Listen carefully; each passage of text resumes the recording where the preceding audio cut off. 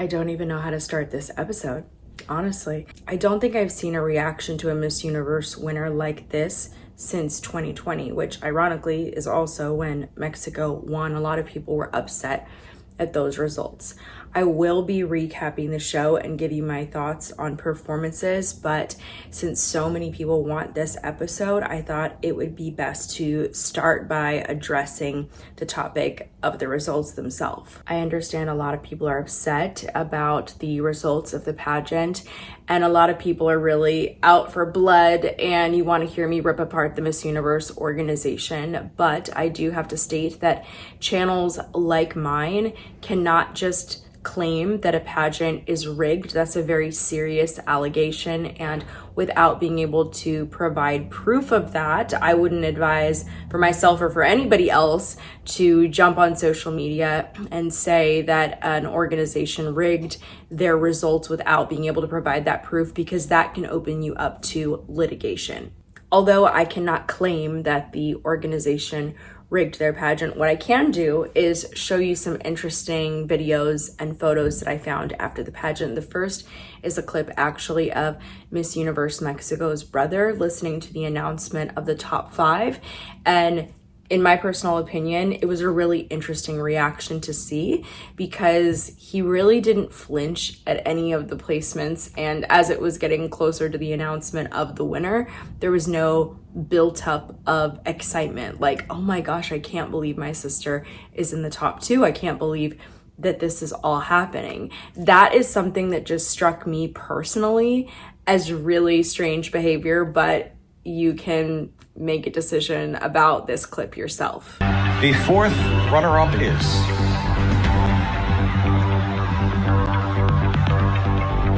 Côte d'Ivoire.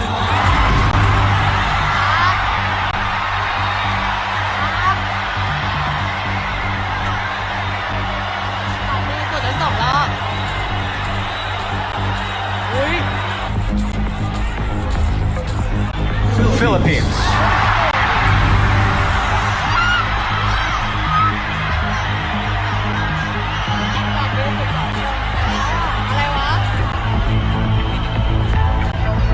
Venezuela.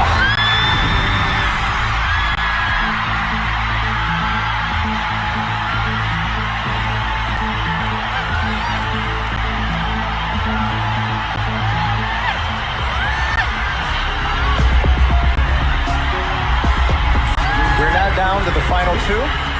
Please step forward. Miss Mexico and Miss Thailand. Do not pull a Steve Harvey here, Steve. Here we go. Miss Universe is Mexico!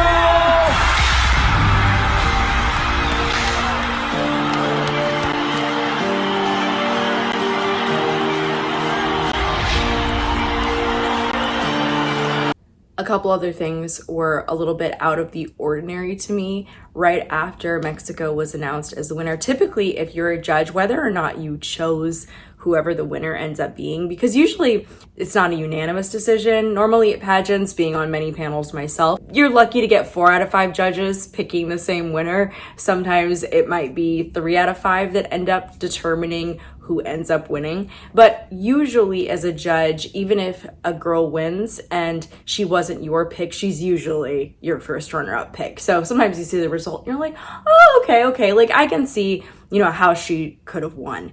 But it was just really interesting to watch the reaction of Andrea Mesa, who not only was Miss Universe, but she was Miss Universe representing Mexico. She had an interesting reaction.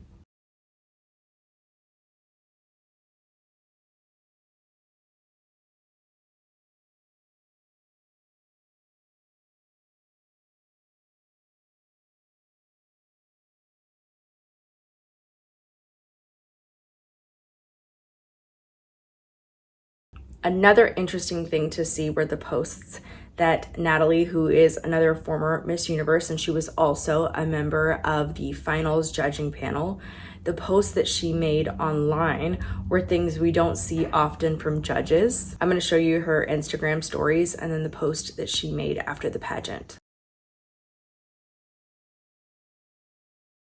Of course, she is free to share who her pick was for the crown. Most judges, even if their pick didn't win, will not disclose who they chose for the crown, just because the results are already there and it's not really going to make anybody feel that much better. But it is interesting that she took to social media and said that she won't be part of the organization again until there is some more transparency in scoring. And it is interesting to see that she did choose Thailand as her winner. But also people, if Thailand did win, people could have said, well, of course she chose Thailand. She won in Thailand. She married a Thai man. She has lived in Thailand. She's very close to the country. People all day long could say that she has her own biases for Thailand winning anyways. And so like there's always different ways that this can go and that you could see things play out. This just happens to be the way that this played out this year. Something else that I brought up in my preliminary recap was that Arbany mentioned that the Beyond the Crown competition, which essentially was a scoring of the contestants' advocacies and the work that they do in their countries, that would be a part of the preliminary score, when Miss Universe came out and said, no, it's not. And then that's why there's a separate judging panel. And the reason that is so important is because that Beyond the Crown separate judging panel, allegedly, it's the reason that one of the judges had stepped away and said, hey, I feel like there's some things happening behind the scenes that aren't fair. So there's all these allegations that are swirling regarding that. But one of the other controversies about this Beyond the Crown panel is that it would appear that Miss Paraguay's boyfriend or ex-boyfriend, I don't know, that he was a part of that Beyond the Crown judging panel. And wouldn't you know it, who won the Beyond the Crown award after the show? Paraguay. It's so interesting because all of this judging is very subjective. And I will say, sometimes in pageant organizations, because pageants are businesses, things are going to happen behind the scenes in order to protect the brand. Some pageant organizations and some directors, they do not care at all about certain results of the pageant, and they don't care about the way that the results look. And they say, hey, we know that we're tabulating scores correctly. We know that these are rightful winners. We don't care what the public's going to say. We don't care about that backlash. We are going to hold on to our integrity, and we are not going to adjust any of our scores with these, subjective judging categories. And I've seen that happen behind the scenes, where pageants are like, nope, but I know a lot of people are not going to like that she's the winner, but she did win fair and square, and then they just take that backlash. But it's so interesting when we talk about situations where, because the judging is so subjective, that an organization potentially could have shielded themselves from more negative press or negative backlash by changing the results, right? Like in this case, right? Or if they were like, okay, you know what? It's subjective. We're not going to choose Paraguay because of all the bad press. We're going to choose somebody else. It's going to be better for the organization. Technically, that would have been tampering with scores, but sometimes organizations are like, no, like we're going to maintain that integrity. So it's just such an interesting thing to see, because it could be argued both ways. People could say Paraguay won because her boyfriend was on the panel and it was a tainted panel. But then people could also say, no, like this is further proof that she was the actual winner, because even though there was this controversy that was out online and in the public, she won regardless. Like she was able to overcome that controversy because she was the rightful winner. I really believe though that whenever it comes to these issues of judging, what would really just solve this problem for everybody is full scoring transparency. And we used to have that in the Miss Universe organization. We used to be able to see the scores all the way up until that top 5. Obviously you don't want to see it in the top 5 because you want to have the surprise of who the winner will be. Like you need that.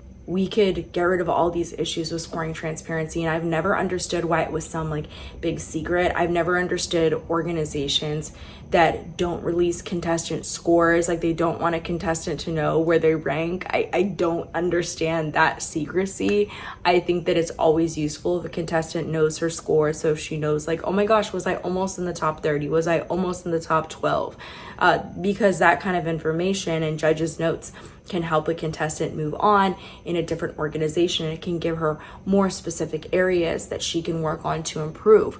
And I just don't see that there's any negatives really to that. We have scoring transparency for anything and everything else, right? Like we have that for sports. We have that even for other subjective types of arts competitions where you could still see the scores even if they are subjective, even if it's not a matter of who scored the most points, who got the most goals, who got the most baskets. Like even if it's not as clear and cut as that, there's still always some component of a fan vote, judges scoring, whatever it is that we can release. I just feel like that's why it's so important that we have accounting firms that are involved in these processes, people that can verify these results, like independent third parties that can verify these results. And I feel like that would help to regain the trust of the public. Obviously, this was a really quick episode with just some updates for you, but of course I will share my thoughts on the results and how everything happened in my official recap. So stay tuned for that.